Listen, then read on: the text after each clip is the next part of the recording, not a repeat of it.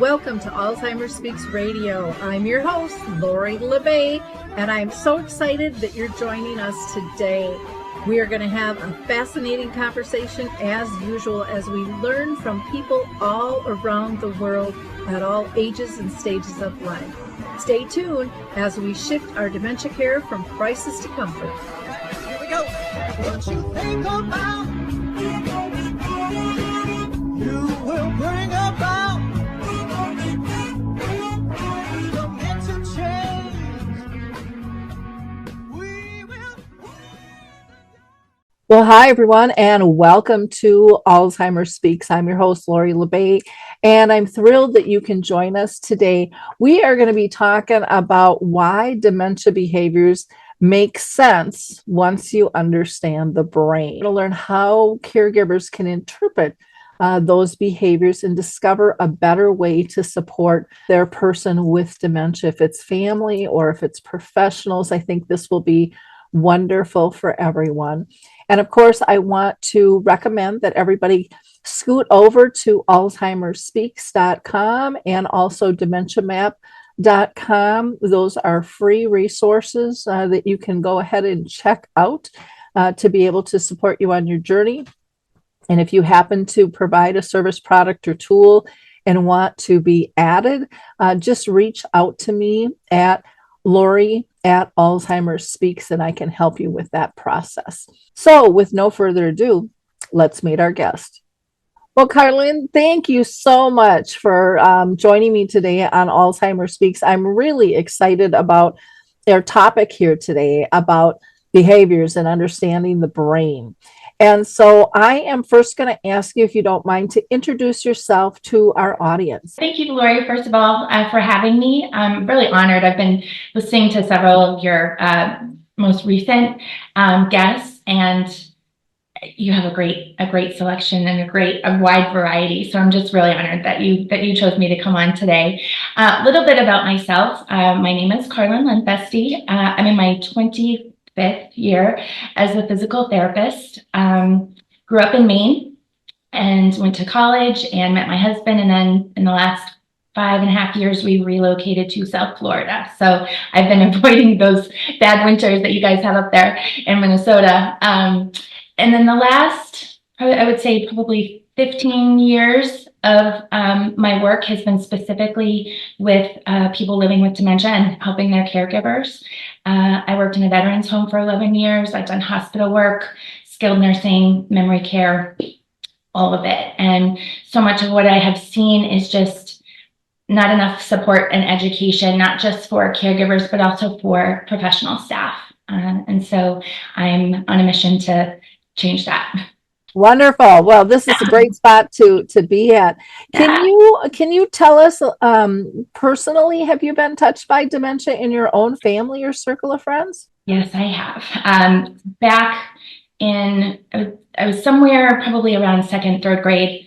My grandfather was the first person who I ever knew to have dementia. At the time, we didn't have a diagnosis. This was over 30 years ago now. So we just knew that he had some type of dementia. And I just remember seeing how gradually initially, and then how quickly things began to change, and his personality and his connection. He and I were very close. He hung the moon for me. Mm-hmm. And then as things progressed, I watched my grandmother care for him tirelessly, with no support. At that point, definitely no home health support, no real information from his doctor. There were no community resources, and certainly the internet was not a thing. And so she had nowhere to go. We weren't really understanding what was happening. All I saw was the man I knew and loved forgetting us. And then subsequently, my remaining 3 grandparents developed one form of dementia or another. And so I've seen how harmful the disease process is, how much time and attention it takes to care, and just how exhausting that is, and how scary it is, and how you never really feel like you're doing enough, and you feel like you're flying blind half the time. And so I get it. I've been there, and I've also, learned to Some of my families that I've worked with and those residents, especially my veterans, they became like family to me, especially during COVID. It has touched me very personally. That's a lot in one family. But I think the more we ask that question, the more we're going to hear that. Yeah. There's, I know the thing is, well, you have to have this gene. And I'm like, no, I don't think you do. From my support groups, they can, a lot of them have big families and they'll say 7 out of 11 have had dementia, but it's not a question that we've asked. So I think the interpretation of that is going to really change as we continue to open up the conversation and allow families to have a voice and be part of this. That's key. And I think they haven't for a very long time. Yeah, I know that's what got me stepping into this, was to raise the family's voice and the person diagnosed, so it's equal to all those professionals out there, because they're the ones living it day in and day out. They know what the symptoms are. They know what their needs are. I think much more so than our professionals many times do. Yeah, they're learning on the job. Yeah, they know the diagnosis, but they don't understand the everyday living with it process and the toll it can take physically, emotionally, financially, the whole gamut there. Yeah. Well, let's talk about the work that you are doing today, supporting caregivers and professionals. And I'm assuming that was shaped kind of from your own family experience, like, this gotta change. For sure. I just vividly remember how lonely the process was and frustrating, because people didn't have the answers to the questions that we had. And like I said, there was really nobody there to support. We did not have PCAs. We did not have home health nurses at the time. And when he was hospitalized, that was a whole other issue. And because nobody really knew, one, what dementia was much, and two, how to even begin to help the person living with it. And secondarily, the families involved. And so I really worked to try to figure out, okay, where are the gaps? And they're far and wide. The first thing is just education. So my dad's a teacher. I have a brother who's a teacher, sister-in-law who are teachers. So there's a lot of teachers in my family. So I have a teaching heart.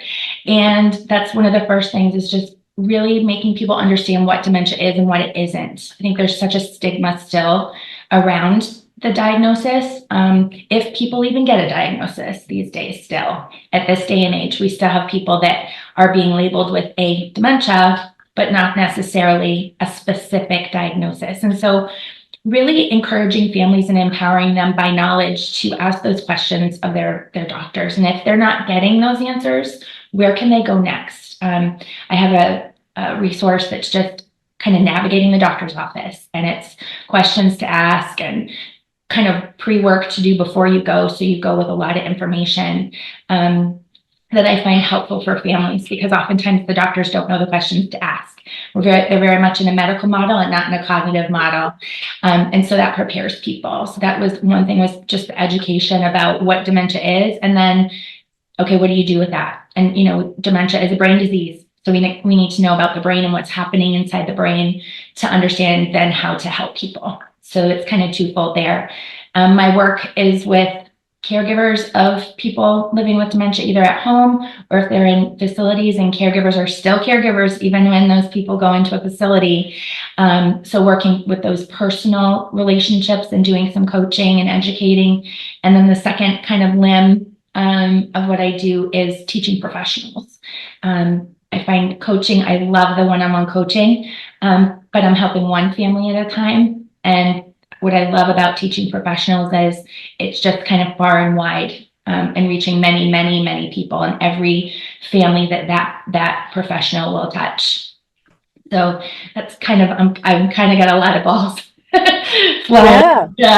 Well, and it's funny because so many people that I interview all around the world, they get into this because something touched them personally, like you said, with your grandpa. And people not knowing, what dementia is. I remember when I was 13, which was a long time ago, because I'll be 67 here pretty soon. Mhm. Um, my great aunt went to a nursing home, and one day she didn't know who I was. She recognized my mom, and she recognized my little brother, who had to be dragged along because he didn't really have anything to do with her. And Mhm. I was crushed that she remembered Scott and not me. And I'm like, what did I do wrong? I remember going home and crying and going, I don't ever want anyone to feel like that. And little did I know at 13, I'd be doing what I'm doing today, Mhm. with all of this, but it's so devastating. And the only answer I got was similar to yours is, well, this is just aging. This is what happens when you get old. There was no answers. There wasn't any support groups. There wasn't any tools. There wasn't any products. And back then, people didn't even use the term dementia, wasn't even like born yet to the public, Right. So it was really foreign. And Mhm. the work that you're doing, I love that you've got this navigating system for the doctor's office, because that is so critical.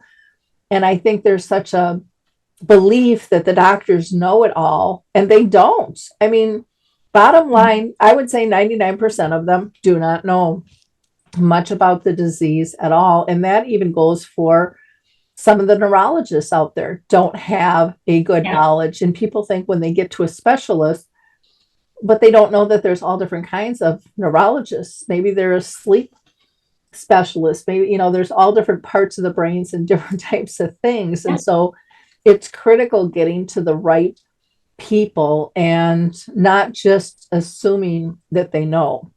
Yeah. Because I think when you do that, you get frustrated really fast, because sooner or later it's going to hit you that they don't, that they don't And understand. stuck because you're like, wait a minute, you finally feel relief that you got to somebody that is you're hoping is finally gonna fix this, even though it's not fixable, but at least lighten the load. And they don't know either, and it is very frustrating. And I think the other part of that is equity and where people live, their geographical location really impacts the access that they have to good neurologists with a vast variety, of backgrounds in what they do or specialties. A lot of times in rural areas, like I said, I'm from Maine originally. Things are a lot more spread out. I'm assuming probably Minnesota is not that different. And a neurologist is, yes, specialized, but oftentimes when they have to serve such a large community, they're really generalized too. And so trying to find that one needle in a haystack that knows exactly what your person is going through and can tell you what's happening to them, and not just what's happening in the here and now, but what's coming. And that's such a big part of it too. It's not just about where those people are at right now, it's what's going to happen next and what's going to happen the next 5 years and potentially 10 years, for some of these dementias. And so we got to change that. We got to do something better than that. Yeah, I just interviewed a gal, Echo Bodine, who just got diagnosed. And she actually found out she had dementia by going to a neurologist, not for memory loss, because she was going to her other doctors that just kept telling her, well, you're 75, you're 77, it's normal. But she went in for migraines. And the doctor said, let's do some other tests too. And so they did a blood test, and they're like, nope, it looks like you have Alzheimer's. And then they did a PET scan to just confirm it. So, but it happened on accident, Yeah. totally. Yeah. And so the tough part is everyone believes dementia all looks the same. Yeah. And it's so different with every single person. And then there's so many different types. And then, like you had mentioned, some of the doctors are saying, well, it's undefined. It's undefined because they've realized they've labeled people, and then it's changed 3 times, and they're not preparing families for that either, that the symptoms can change, the Yeah. diagnosis can change, and that you could have multiple types of dementias, not Yeah. just one, two. Yeah, 2, 3, yes. And they all look different and they all have, just how long the disease might be. An Alzheimer's disease can last a couple decades, people, if they're generally healthy and My nothing else. mom lived 30 years. Yeah, and then you've got, your earlier onset or a frontotemporal, those are much more rapid. And so just planning ahead for caregivers and, those, especially those earlier dementias, a lot of times we're finding that sandwich generation. So you've got a caregiver who has kids, little kids, and they're taking care of a parent and who's working, who's got childcare, it's like, and our system's just not set up to deal with that. And the numbers are climbing, and the amount of facilities and help that's available isn't there, and I don't see it coming anytime soon. So yeah, we've got a lot of things that just by educating people will make things so much better, and we really don't have a choice at this point because there is no plan B. Yeah. We don't have the cures yet. Yes, we have medications that help with treating, but there's no savior coming right off for this. We've got to be dealing in the here and now and getting people to really understand what's happening. Caregivers, because they're in the middle of it, but professionals. It has to be a team approach. All voices need to be heard.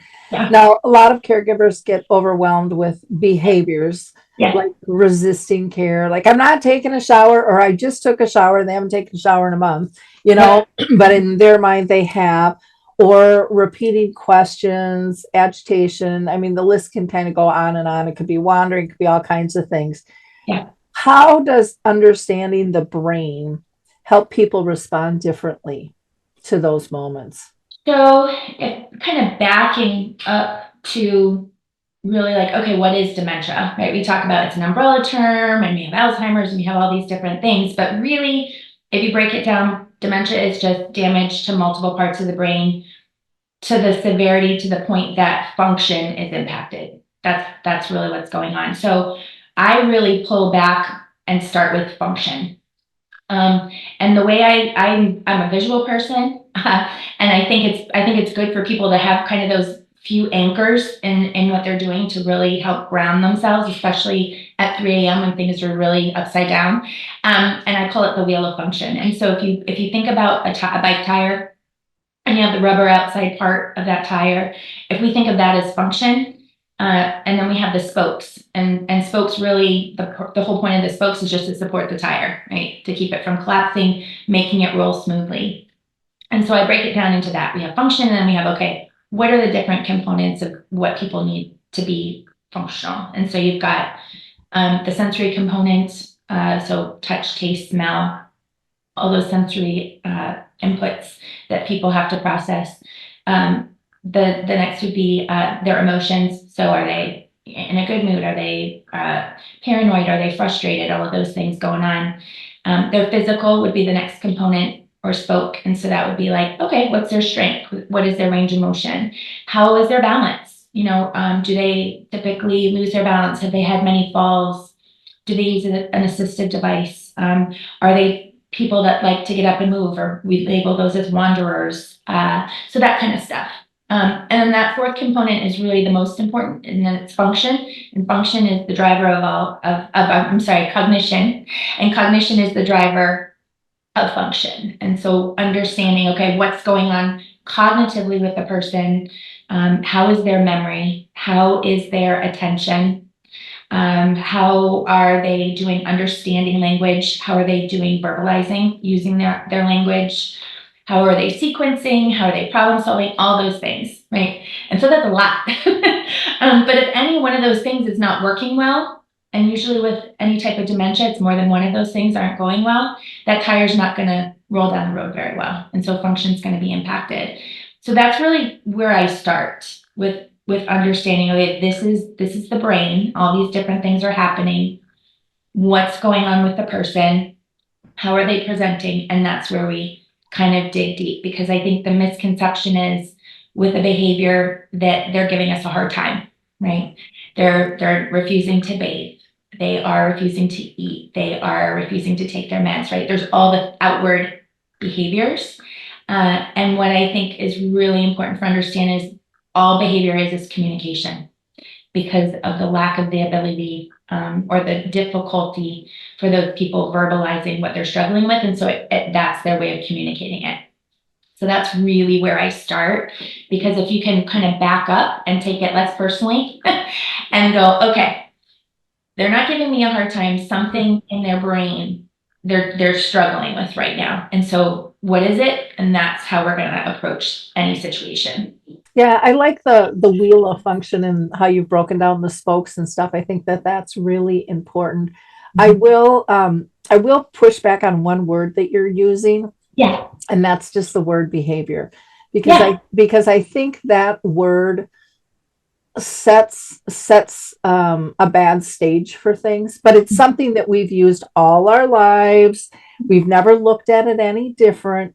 But when you think of dementia, and especially if someone's gotten to a stage where they're aggressive and they're pushing back a lot, being told you have a behavior over and over and over is not helping, because No, that's an old word that they probably know, that they should be in the corner with a dunce cap and they're worthless. And just think how that makes us feel. So I'm kind of on this thing to get people to try to change the word behavior to a reaction, because they have an unmet need and they don't know. Getting back to communicating, they don't know how to communicate it. exactly. And to me, I think that also helps people step back from, she's pushing my buttons, she always knows how to get my buttons, and she's just, you know, doing it on purpose. Yeah. Yep. Mhm. Yeah, and it's like, no, that connection's lost. Typically, I don't have the problem solving to do that. yeah. Yeah. And you know, and again, there's different phases in that, but I think that the visual itself is really good, and then all the specifics I think is super helpful to get people to understand what's going on, and then the why behind that. And I loved that, you know, one of your first spokes was the sensory component, because I'm on a big kick for that, for sensory care. I just don't think people understand it or appreciate it. It's kind of like music. Music can have such a great effect on us, and we can really leverage that with dementia. Yeah. And we all leverage it in our day, if it's in the car or wherever, but we're so used to having it so handy, we don't see it as a tool. It's a huge tool. It's probably the biggest tool we have in our toolbox. Yeah. Yeah. And same with lighting and sound and temperature control. All of our touch, our tone of voice. I mean, all of those things are so critical, and we use them all the time. We're constantly reading a whole body. We're not just listening to words. We're listening to tone. We're, you know, looking at, are they rolling their eyes? Do they have the big, oh, here we go again going on? Or, you know, but we take it for granted and we don't realize that we do that. And then there's this other piece, I think, where people have been taught that a person with dementia, that they can't learn, they can't process that. And people with dementia tell me all the time, and we've heard this from so many different eras, you know, when you talk with somebody, look at them, because they're reading your face, they're reading your lips. And they're really good at it. And they'll be the first to say, I didn't know I did that before my dementia, but that really helps me put the pieces to the puzzle together. And I think it's just, I really do. I think we take so many things for granted when they're working smooth, and we don't break them down, because, as you know, if you're dealing with a small child or an older person, if you go in agitated, they're probably going to end up mirroring that back to you. Yep, exactly. It's all so much about approach. So that if we go into it with that behavior label, and we're not looking at it as really what it is communication of their expression of what they're going to let us know, then we have a bias in our brains that we gotta undo. It's a huge paradigm shift, for people, caregivers, family caregivers and professional caregivers. I think we're all transitioning with that. But I think the biggest thing is, like you said, when you label something like a behavior, you write people off. And so if you're looking at it like, no, they're communicating with me, it's an expression. You start to be able to affect real change.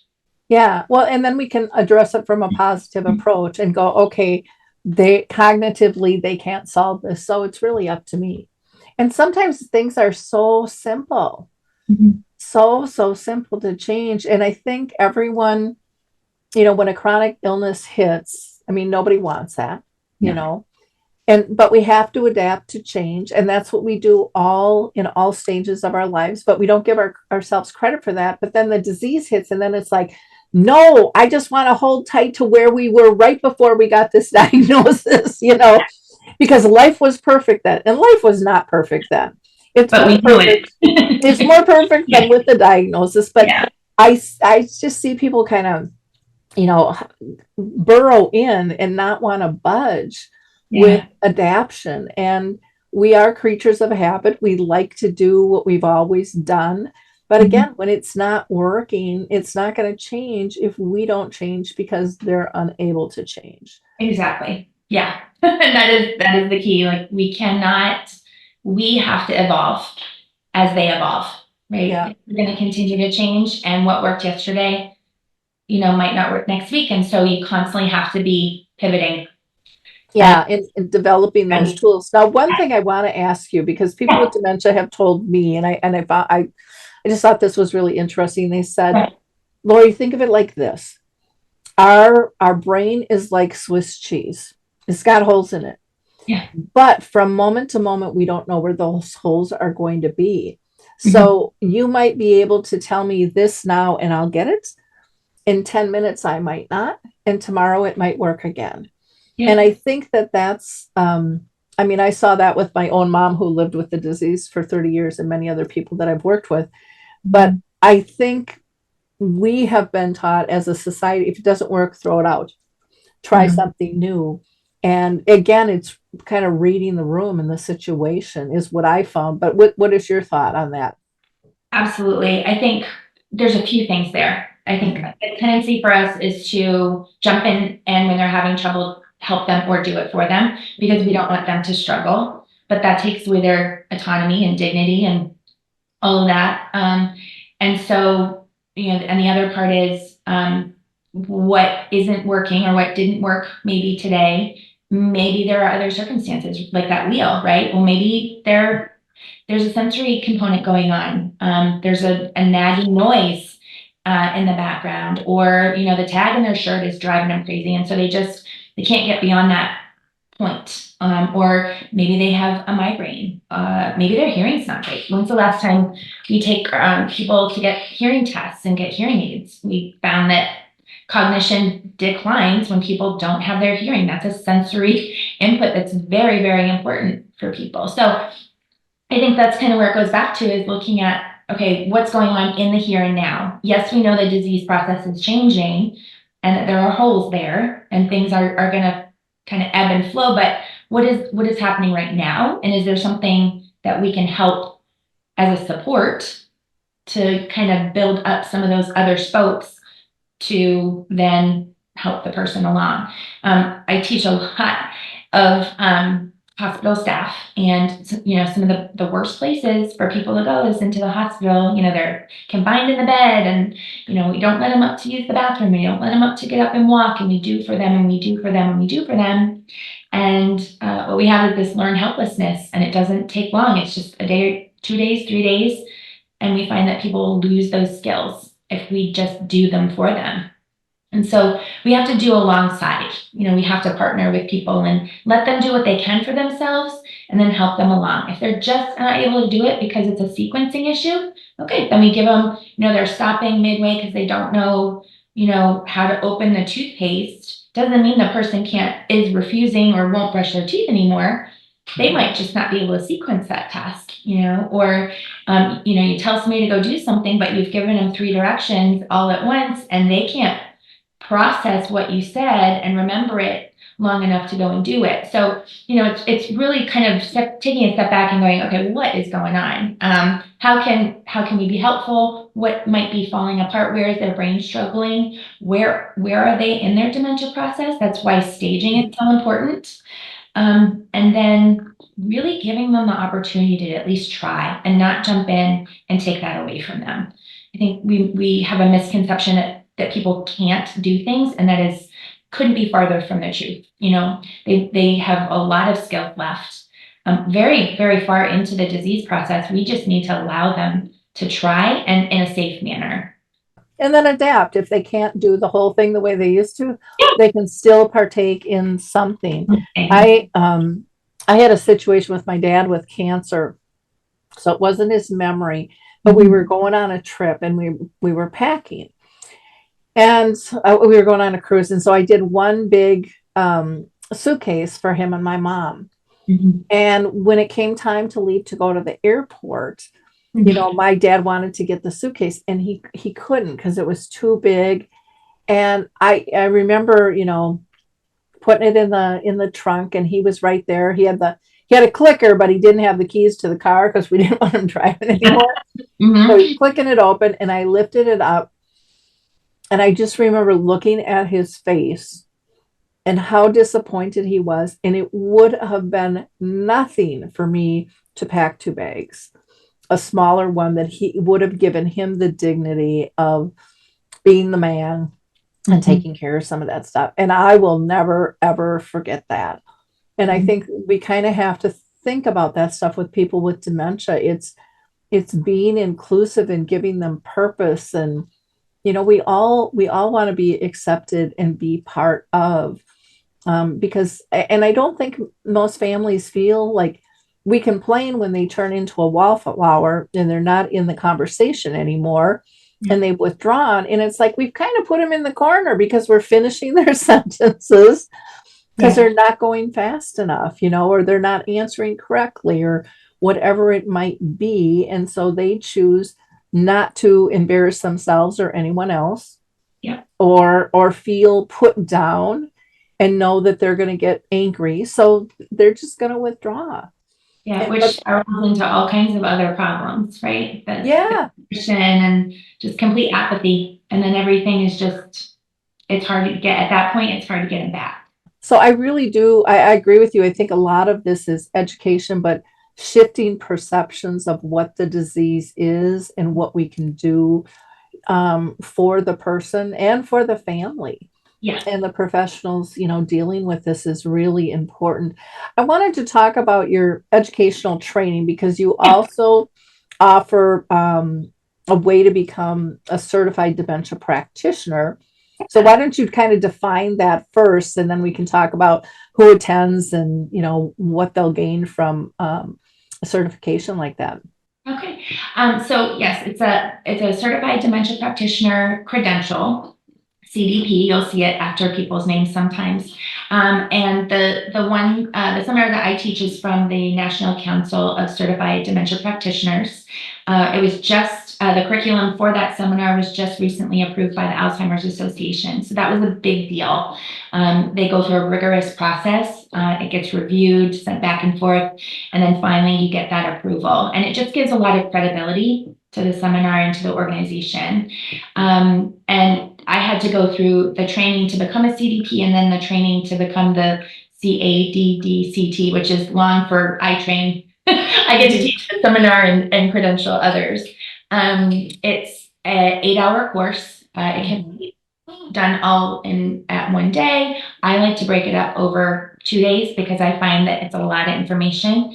And I also like to give a little bit of homework for people, to try some things out from week one and then or day one, and then come back and we chat. It's very interactive, and I try to keep the group size small so that we have a lot of time to really talk about specific scenarios, problem solve, share our experiences, things like that.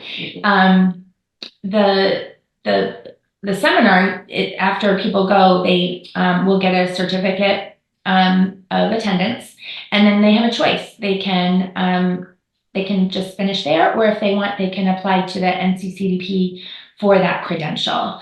They need to have some background working with people in dementia care. I believe it's for about a year, but it can be physicians, it can be nurses, case managers, social workers, PCAs, lab people, anything clinical.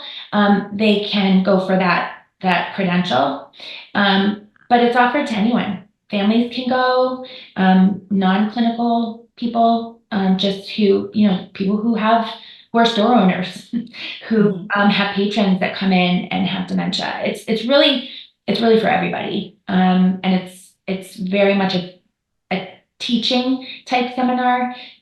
So by the time people get all the way through it, they have a really good understanding, and not just an understanding, but okay, now what do I do with this? And how can I teach other people and show other people? So I do offer that. I'm usually a couple times every season.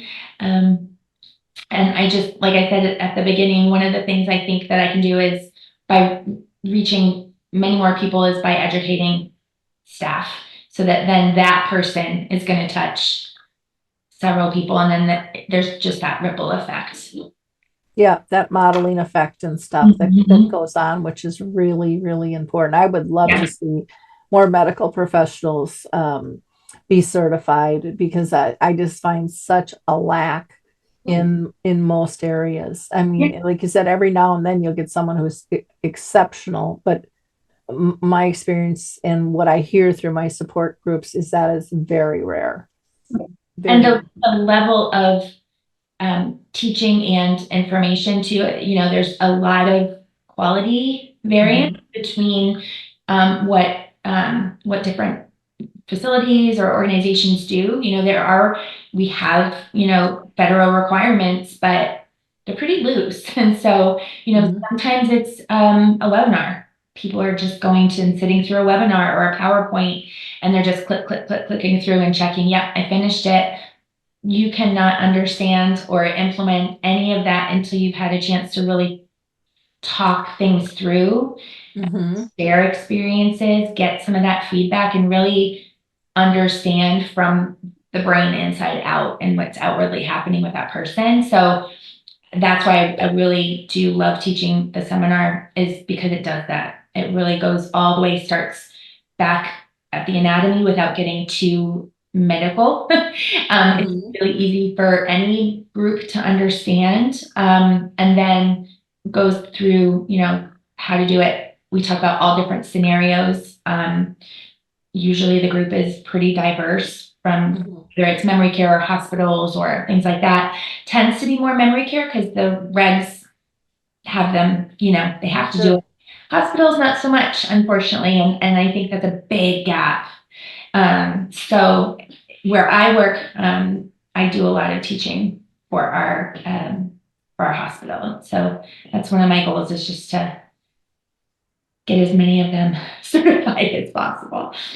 When you do that, I know Gary LeBlanc started, kind of training hospitals and doing a purple. He actually got the purple angel, which is just a symbol for dementia, on the bands Yeah, themselves, yeah, which I think is really smart. So people see this angel with the globe, and right away they can recognize, okay, this person has dementia, because I think so often people don't read the charts when they walk in the room, and they don't really know what's what. And I've seen some hospitals, not all, where they are providing either a volunteer or staff to sit with a person who's mhm. got dementia, so that they don't wander off, or they don't get out of bed when they're not supposed to, because they've got a broken hip or hooked up to IVs or whatever it might be. Because families can't always be there. And some people No, don't have family. exactly. And sometimes that caregiver, that's the first break they've had. Yeah. And so I always try to remind people, like, don't assume, don't judge that caregiver because they're not sitting at the bedside the entire time that person's here. They're probably sleeping for the first time in a long time through the night. You know, Yeah. so we have to step back and also look at the caregiver and what their needs are, and really talk to them too. I think I love when I walk in a room and I see a piece of paper that says, "Hey, Dad, you're in the hospital and I'm coming to see you later," or whatever, and it's telling a little bit of a story to just help them orient, not necessarily to the time and the date and all that, but where they are, and that they're safe, and that their person knows they're there and they're coming. And just something little like that is so powerful. And then, I'm like, that's gold. Make sure that does not get lost. Make photocopies. If it gets coffee all over it, get a new one. The Yeah. worst thing is to just be like, oh, or when somebody gives a list of information about a person, their preferences and all that, and it's like, oh, thanks, and then it gets stuck in a chart, and it's like, that did nothing for anybody. Yeah. So I think just being aware of that, and I think that purple band is a great visual for people. But then once they know, it's one thing to know that the person has dementia, it's then what? And not assuming that because they have dementia that they're going to act X, Y, Z, or that everything that happens in the hospital is because they have dementia and just write it off. Like, we really need to be careful. And if they're coming to the hospital, chances are something's going wrong. And then, is it delirium? Is there something happening? Is there an infection? All those questions that we need to ask from the beginning and do some investigating. So we're making sure that we're not writing anybody off and that we're just assuming that, oh, it's just their dementia. No, it's, this could be a very different person than who came from home and what's going on. So all of that. Yeah, and a simple thing like a UTI can like totally change a person's personality and things, and people don't realize that. I know I didn't until my mom experienced, and I'm like, no, you're overdosing her. I mean, look at her. Her head's flopping and her eyes are rolling in her head. I know what that looks like, blah, blah, blah, blah. They're like, no, Lori, it's probably a UTI. And I'm like, well, then you better do a test and you better get it done quick. And they called the next day and they're like, yep, it was a UTI. And, 24 hours later, she was back to herself, engaged and stuff. But, no one ever told me the different types of things that could happen just with a UTI. Dehydration. Yeah. A change in a medication or a kidney stone. I mean, it's a myriad of things that could be going on. And thankfully, your mom had you as an advocate, but if there's nobody, if they came from a facility and there's nobody checking in and letting the doctors and the nurses know what that person's baseline is like, they very easily can miss a delirium. And then we have a big problem. Well, and the thing that killed me though, too, with that was I had to complain about it. If they knew that's what it was, why wasn't the test ordered already? Yeah, it should have been one of the first things they did. They all saw it. They knew exactly what I was talking about, but nothing had been ordered. And so, getting families to understand that they have to be the advocate, no matter where you are. It's like you still sometimes, I hate to say it, yell and scream, but sometimes that's what it takes to get the attention when they don't listen to you. And I just said this on another show that I did. I had my ex-husband was in the hospital and they were going to send him home, and he didn't have dementia, but he had congestive heart failure and a lot of other things. And they wanted to send him home. And I'm like, he can't walk 6 feet from the chair next to the bathroom to the pot without assistance. How is he going to do that at home? He's got a wife with dementia and a little dog. Yeah. That's not going to work, and he's on oxygen now full time. Well, he's got a 50-foot cord. Oh, and that's not a tripping hazard. Let's think about, it was just like a clear cord. And so it was like, sometimes as families, I think we have to sit back and go, does that make sense? Because just because they're telling us it will be safe doesn't mean it's going to be safe or good or work in your situation and stuff. So yeah, we're getting there. Everybody's kind of chomping at the bit, a little here and a little there. And but it would be nice if hospitals, like, this was just a basic thing at one of the conferences for the doctors and for their clinicians, because it's so prominent. Like you said, diagnosed or not, they are seeing these symptoms, and how do they deal with that so that they can serve these people to the best of their ability? Yeah. It really is something. Now, you name your business A Better Way Dementia Care Solutions, which I love. It really sets the stage up. What can you do through your coaching that will really help families? Because I still think families are hesitant with caregiver coaches, and most of them don't even know they exist. And so then on top of that, it's like, what the heck do they do? And how much is it going to cost me? And all of those, and then they get to the cost, and then sometimes that just stops them right there. Yeah. And, but yet they're so overwhelmed, and they can spin and spin and spin. And everyone who I've heard who has used a coach is just like, oh, thank you. They saved my life, and they saved our relationship with who I was caring for, because because I was really broken and I Mhm. didn't know how to fix it. And they gave me a calmness back. Yeah, out of chaos, right? Yeah. Yeah. And I think that's the point is there's a few, so that came from a few different places. When I think about just our own family's situation and the lack of support, the lack of education and all this, and just thinking like there's gotta be a better way, right? This is madness. There's gotta be a better way. And so that was kind of the one part. And then the Maya Angelou poem, you do the best you can until you know better. And then when you know better, you do better. Every caregiver, I believe, is doing the very best they can with what they know. Unfortunately, as a medical group of people, we're not getting them the information that they need quickly enough, extensively enough, broadly enough, over time. And so I really believe that if we can do that, then they're going to know better, they're going to do better. And like you said, that's where maintaining that relationship with the person that you're caring for really happens. It's in the 3 a.m., things are falling apart and you just want to scream. And it's like, there's got to be a better way. And there is. And that's just by getting that education, trying to implement it. And if coaching is a part of what can help, sometimes it's just one session of just, okay, what are the biggest pain points? I go, okay, right back to that wheel of function, what's happening. And then it has to be person-centered. That's the other part of it is, it's a better way. It's not the way. There's no one way to treat somebody with dementia. There's no one approach that's going to work for everybody. It's not cookie cutter. I wish it were. It's just not. And so that's where that person-centered care comes in. And that's another part I use when I'm teaching or coaching is, I think of my grandfather, so the first person in my world.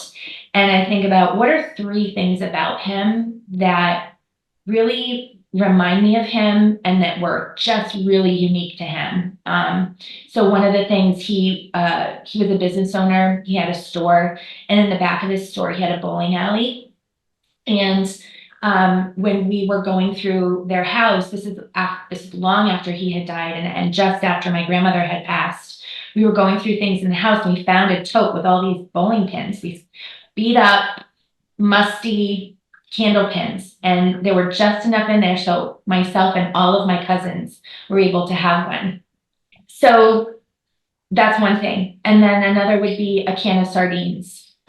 He was not able to go into the military because he had some health things, but he was part of kind of what we would call, I guess, the civil service. So they went into the woods and they cut, trails and, they really helped stateside when so many of the men were away.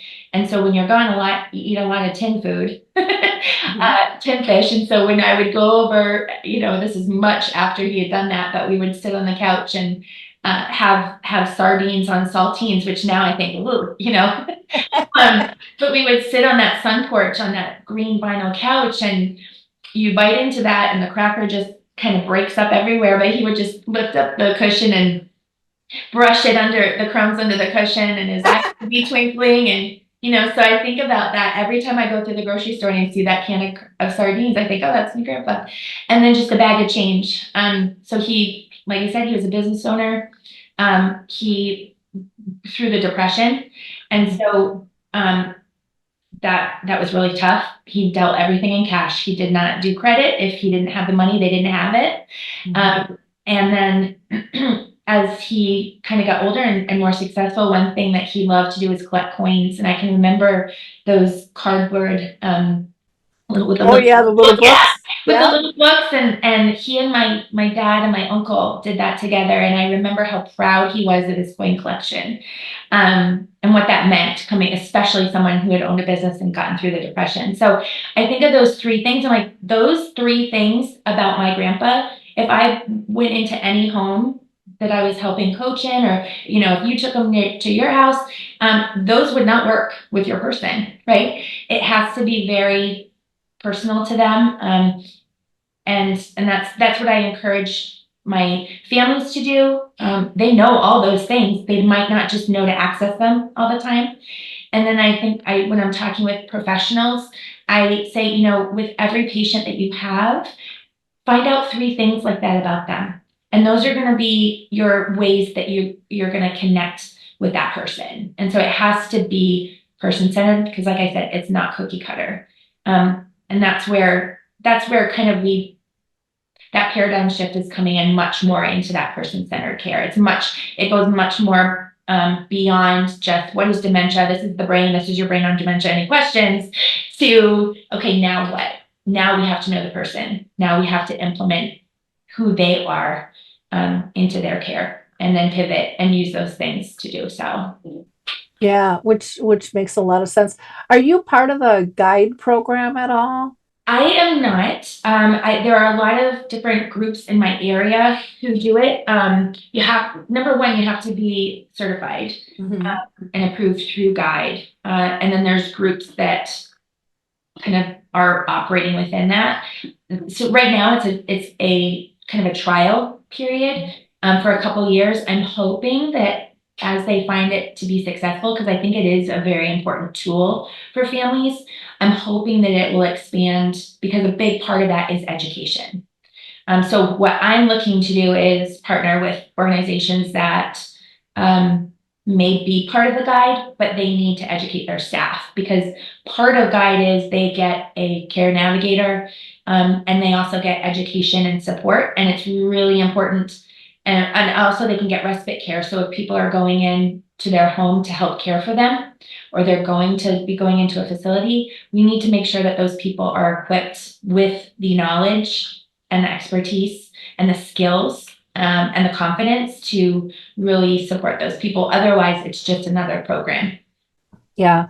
Well, and I would like to see the definition they're using for respite care, because I know when I talked with many who started, this started a year ago in July, all of them were excited about adult day. The doctors, they had never heard about adult day, and it was just like, well, that's nice, but most of them went out of business over COVID and haven't popped back up. And they were like, what?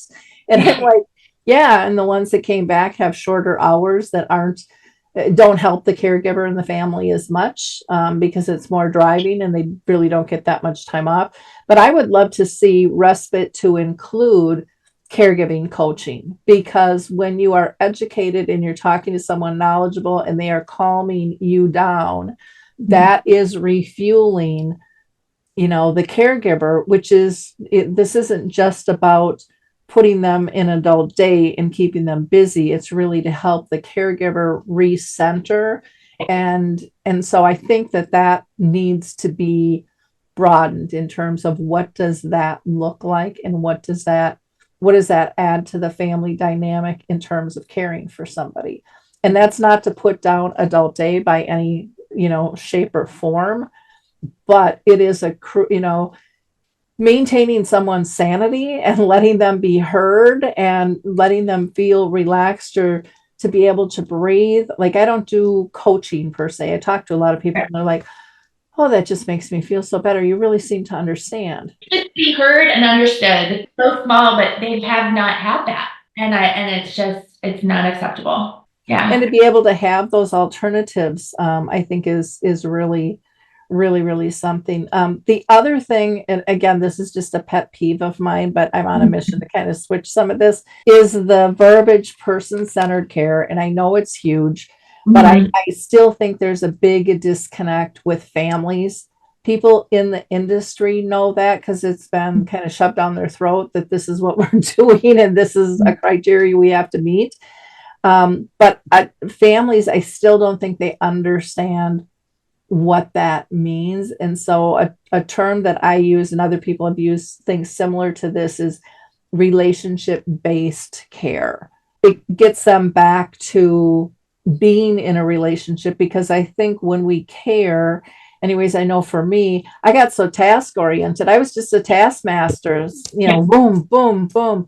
And then I even found that I was doing things to make me feel better, that I was doing something for them for a disease that didn't have a cure. And I didn't even know that until I kind of ripped it apart and said, no, this isn't working anymore. I have to focus on, are they safe? Are they happy? Are they pain-free? And then do my tasks. And then it was like, oh, if I focus on this, it's easier to let other people come in and help me too. I mean, it just switched everything and it let me be a daughter who could sit on the couch with no words and just be content being sharing space with them, Yeah. you know.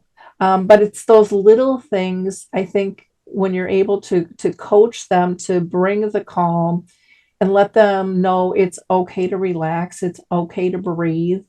And Mhm. most people with dementia have told me, I don't want to be busy all the time. Yeah. You know, I like to relax before my dementia. I still do because we stress them out when they see us panicking and running around and trying to get everything done. And the last thing, you know, especially for people in earlier stages, the last thing they want to be is a burden.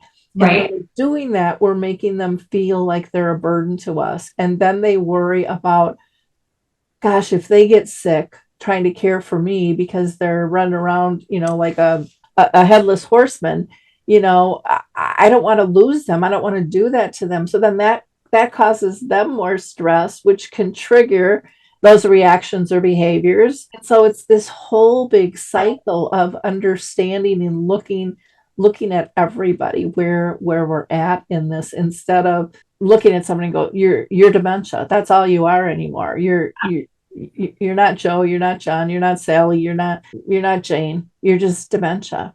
And it's just like what a horrible feeling that would be to be looked at like that. And I think so often in the medical field, like you had mentioned, people blame it.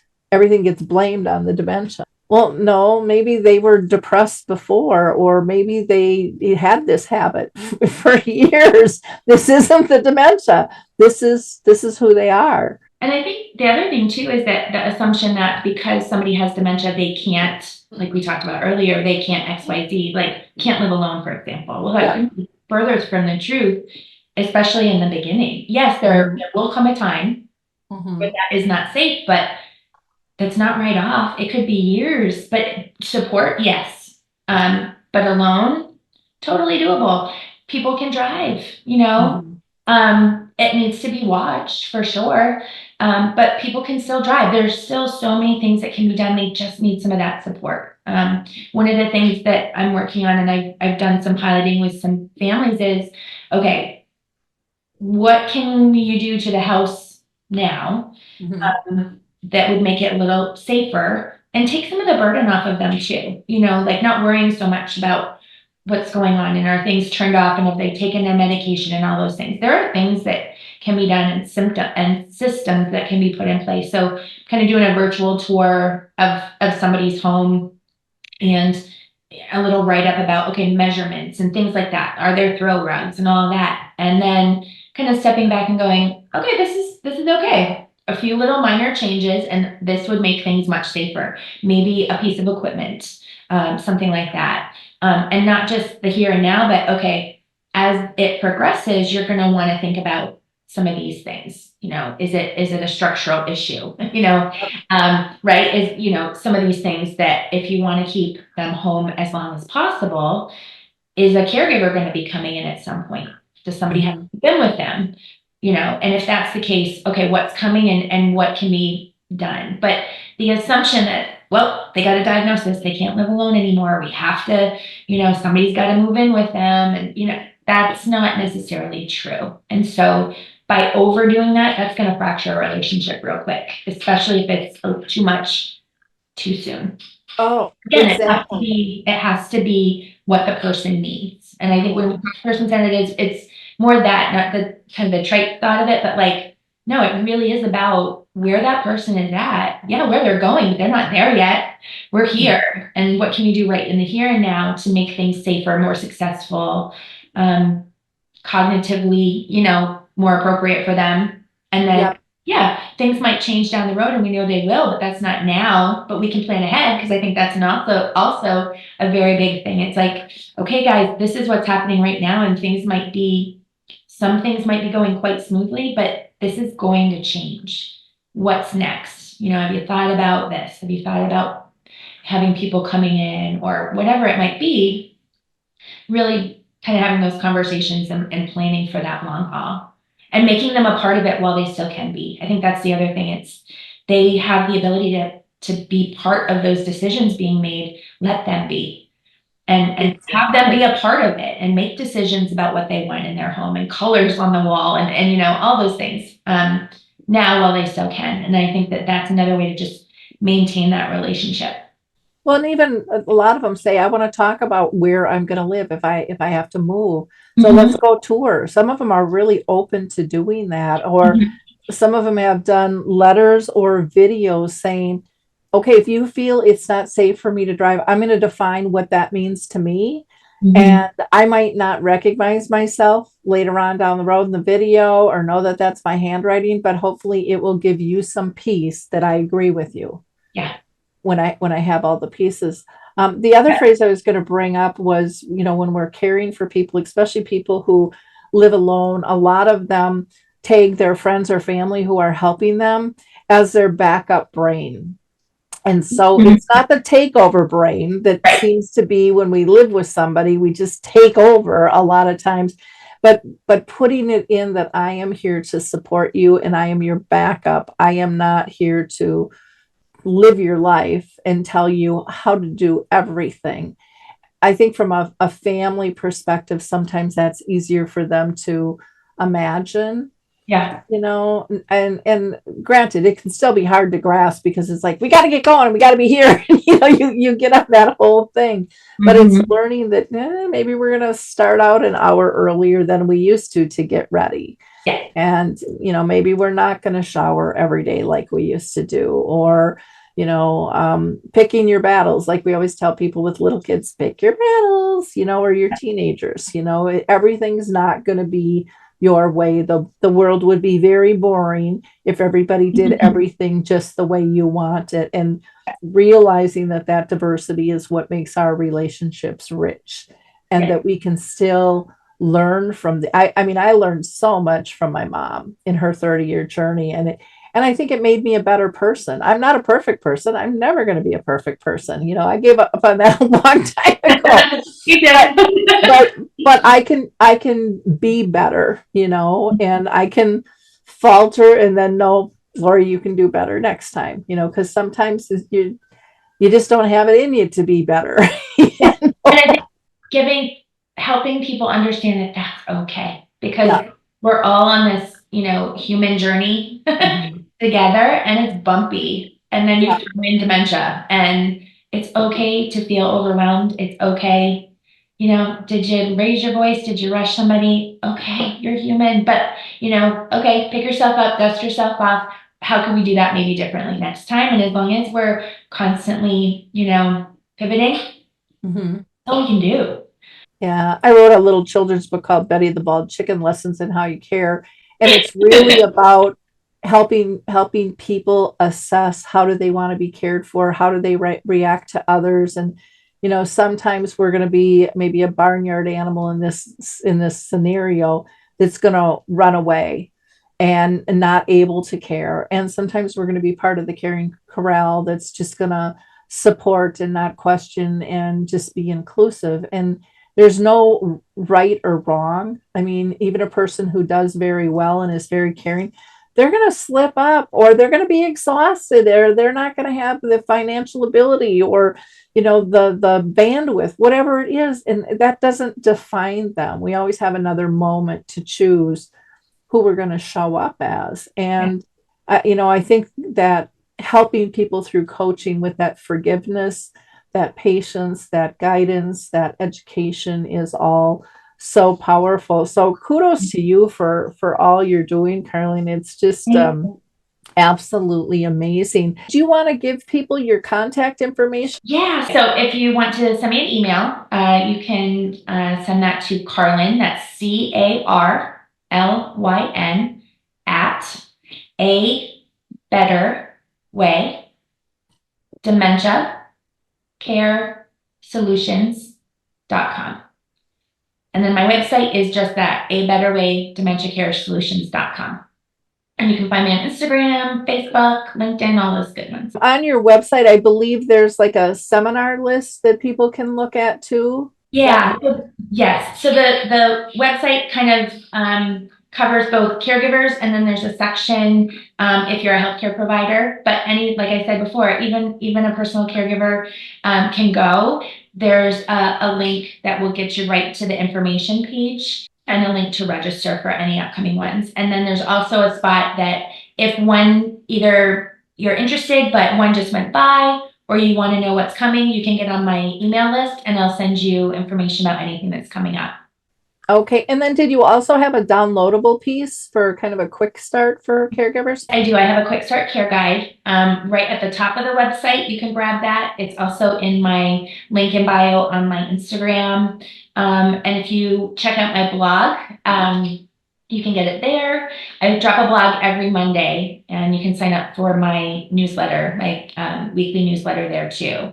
If anyone's interested, send me an email, and I do have that PDF of the Navigating the Doctor's Office that I talked about earlier. That's a really helpful tool as well. Oh, wonderful. I love that. Well, you are just a load of information, that's for sure. I really appreciate your time today.